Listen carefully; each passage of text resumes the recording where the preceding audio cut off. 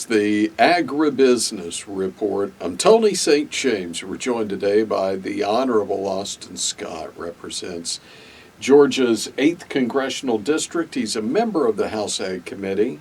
All-around good guy, too. Great to see you. Hey, Tony, thank you for that. Glad to see you. Thanks for doing this. Well, absolutely. We were talking just a moment ago. We've been doing this, I think, about 8 years, and really the opportunity to just see it's a level of maturity over time. You learn how Congress works, and are you surprised looking back now 8 years? I guess this is really the question. Are you surprised about anything compared to where you were 8 years ago and what you thought Congress would be? Yeah, I'm surprised. I'm very surprised, especially with what happened this past week.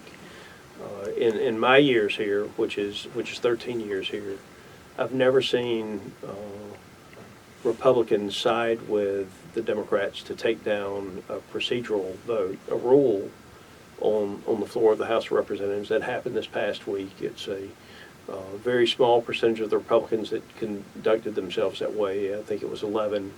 It may have been 12 on the final vote, but it's less than 5% of the Republican conference that has voted with the Democrats and kept a piece of legislation from coming to the floor the past week. And what we're here to talk about, if you looked at some of their comments that they made, one of the people in particular said that they wanted to make sure that there was no coalition put together to pass the Farm Bill or the National Defense Authorization Act or budget propositions. And that simply won't work, Tony. I mean, we've got to have a Farm Bill. 90% of production agriculture is in Republican districts. It's probably it and the NDAA are the two most important pieces of legislation to the people that I represent. And I never dreamed that Republicans from ag districts would think that you could balance the budget of the United States by eliminating the provisions for production agriculture, which account for 0.2% of total federal spending. And so I'm disappointed with what happened this last week. I'm disappointed with comments made by some of my colleagues, which represent, again, a very, very small fraction of the Republican Party. But we have a very small majority. And so when we have Republicans that go out and say that they won't vote for the Farm Bill under any circumstances, that's very disappointing to me. And it means it makes it that much harder for us to get a piece of legislation passed that supports production agriculture. I want you to rewind the clock. We don't have to go back 8 years, but a year when you had multiple hurricanes come through that absolutely wiped out portions of Georgia. Yep. And it was the safety net that was there to kind of help along. Mm-hmm. But even with the safety net, it didn't make things whole, did it? That's right. It didn't get anywhere close to whole. We worked together in a bipartisan manner. Congressman Bishop, Stafford Bishop from Georgia's 2nd District, his staff, my staff, we all worked together with other members. And I would remind you, the timber losses alone in Florida were $1 billion. Ultimately, the disaster package was about $3 billion. Nobody was made anywhere close to whole with what we did. But ad hoc disaster relief is not the way to provide a risk management tool for our farmers and our farm families. It takes too long for it to get to them. If they were totally dependent on ad hoc disaster relief, to be honest with you, they would probably be broke before it ever got to them. And so crop insurance and that system is the best thing that we can do for production agriculture, and that at least gives them the cash to make it through until any ad hoc disaster relief may be there. But again, you can't count on ad hoc disaster relief. We need the commodity title, we need the crop insurance title. It accounts for 0.2% of total federal spending. It does tremendous amounts of good for our rural economies and our farm base in this country.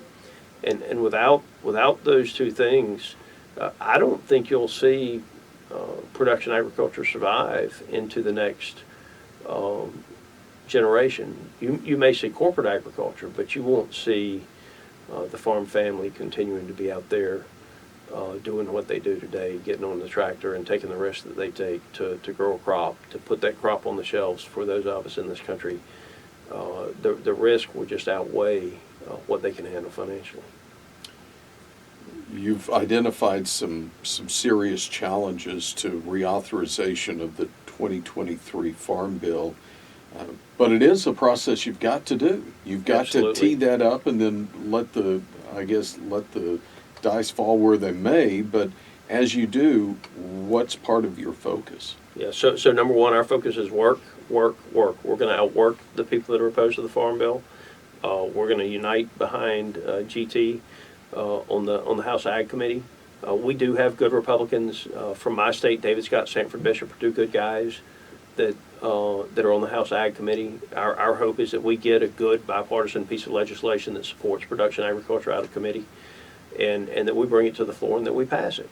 And we expect it will be a coalition bill that is fair for the consumer that is dependent upon SNAP benefits.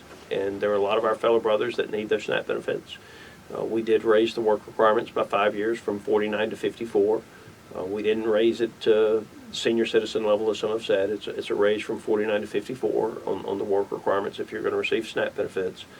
And I think that we will get a good piece of legislation through the House of Representatives.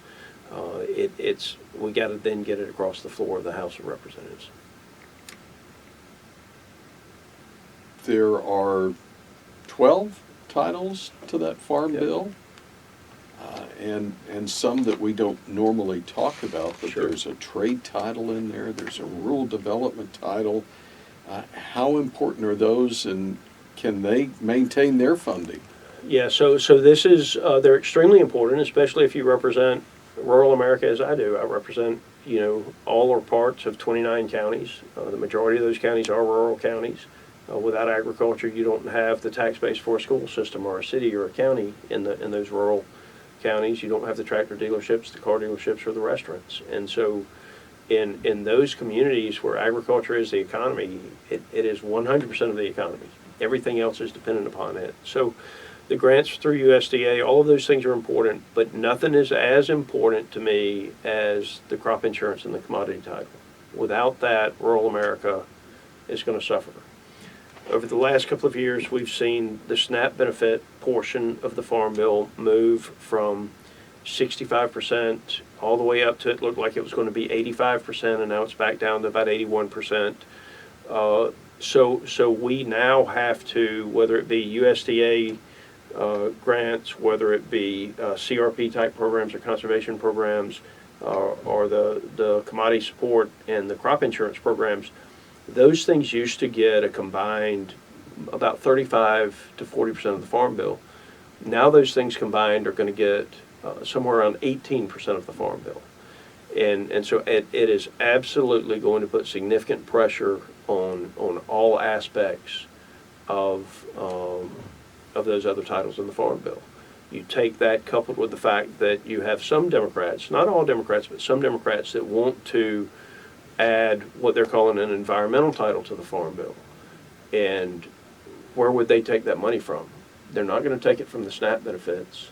So they would try to stick another title in there and take more from those things that those of us in rural America actually need, and we need to make it through. We needed to make it through, this year and next year and the following year. So very concerned about the approach of some on the extreme left to it, very concerned about the approach of some on the extreme right to it. And Tony, we're just going to, we're going to outwork them. We're going to keep going on a daily basis, and we're going to beat them with the truth. Well, next time I see you, I'm sure you'll have your work gloves. You'll be ready to go. Will you come back and see us? Absolutely. I'll have my work gloves or my boxing gloves, one or the other on. I mean, but it's, we don't expect it to be easy. We didn't expect it to be easy when this year started. Come back and see us. We will. The Honorable Austin Scott, representing the 8th Congressional District of Georgia, member of the House Ag Committee, and joins us on today's Agribusiness Report.